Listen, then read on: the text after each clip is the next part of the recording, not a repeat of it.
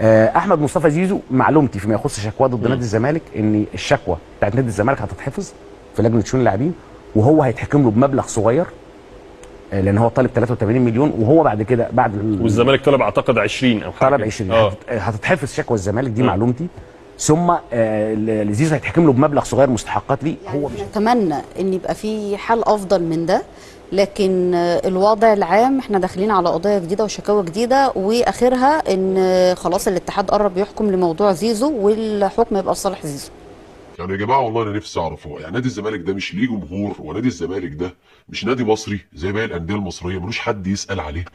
يعني يا جماعه، يعني مفيش حد كبير في البلد دي يقعد مع لعيب زي ده يقول له يا ابني يعني النادي خلاص، يعني احنا مش ناقصين، احنا مش ناقصين خير ربنا سبحانه وتعالى، ثم النادي ده عليك 6 سنين، لولا النادي ده انت ما كانش زمانك حد يعرفك ولا معبرك بنكله، انت كان زمانك دلوقتي بتلم كور من ورا الاجوان، ستر ربنا معاك، ثم النادي ده اللي انت بتشتكيه عايز منه 80 مليون.